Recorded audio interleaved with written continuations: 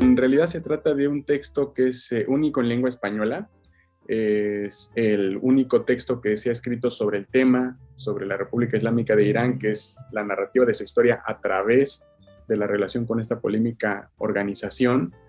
Y bueno, se trata de que sea una referencia lo más detallada posible sobre este tema, sobre todo para una audiencia que habla, escribe, opina y critica en lengua española. En realidad la bibliografía sobre este tema es corta en general, tanto en inglés como en farsi, en árabe también hay muy pocos libros, y la gran relevancia es que por primera vez lo tenemos en lengua española utilizando fuentes primarias.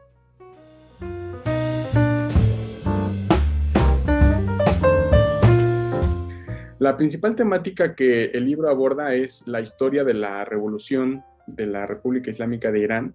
lo que se conoce como la Revolución de 1979, pero narrada a través de una serie de relaciones con las famosas organizaciones de izquierda. Hay una conexión directa entre América Latina e Irán en esta época de la historia, porque las ideas, por ejemplo, de la Revolución Cubana, de la Guerra de Independencia de Argelia, autores como Che Guevara o incluso Frantz Fanon, entre otros, digamos como que se combinaron con las ideologías que estaban contribuyendo a la revolución de 1979 dentro de Irán, como las de Ali Shariati y otros pensadores, incluso pertenecientes a seminarios, y toda esta fusión sembró una especie de pilares de corte anticolonial, antiimperialista y totalmente nacionalista para generar grandes procesos revolucionarios en todo el denominado Tercer Mundo en aquella época, hoy conocido como el Sur Global, que en términos de temática es muy interesante para cualquier estudiante de ciencias sociales y en particular de relaciones internacionales, que se trate de internar en este tipo de temáticas para analizar esos procesos históricos.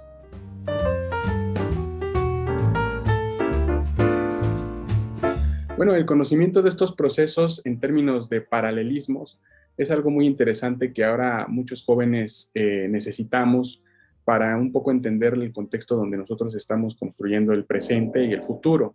En realidad, el uso de fuentes primarias, de los detalles, de las figuras, los y las pensadoras que hicieron posible estos procesos, me parece que es algo muy importante en donde la sociedad mexicana en particular y en general la sociedad latinoamericana o toda la comunidad que pueda hablar en lengua española, pues pueda un poco tener esta referencia bibliográfica para seguir construyendo más textos y críticas sobre Medio Oriente desde nuestra región en donde vivimos, ¿no? Generalmente se critica que en América Latina solamente estudiamos estudios latinoamericanos, estudios relacionados con los países donde vivimos, y en realidad este texto, como muchos otros textos que vamos a presentar acá en la feria, pues en realidad son un ejemplo de cómo desde América Latina también podemos estudiar Medio Oriente y cualquier parte del mundo con seriedad académica, con gran solidez bibliográfica y sobre todo con un aparato crítico y una gran propuesta crítica para todos los interesados en estos temas, ¿no?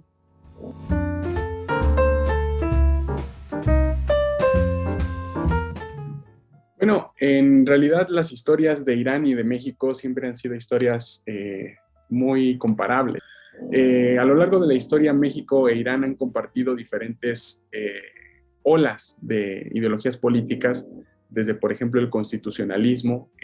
a principios del siglo XX, con figuras como Zeta Arján, por ejemplo, y Emiliano Zapata, que tenían repertorios muy interesantes en sus respectivas luchas revolucionarias, pasando después con otra época muy interesante que fue la de los años 60, hubo movilizaciones allá, aquí tuvimos nuestro 68, hoy en día tenemos grandes revueltas populares incentivadas por jóvenes, igual aquí en México tenemos grandes críticas, por ejemplo, al patriarcado, a la opresión contra la mujer, y todas estas luchas de alguna u otra manera pues son cosas que se van identificando mutuamente, ¿no? Entonces yo creo que esta forma de narrar la historia es algo que nos va a ayudar muchísimo a tener esa identificación y esa familiarización con otros países más allá de América Latina y particularmente en Medio Oriente.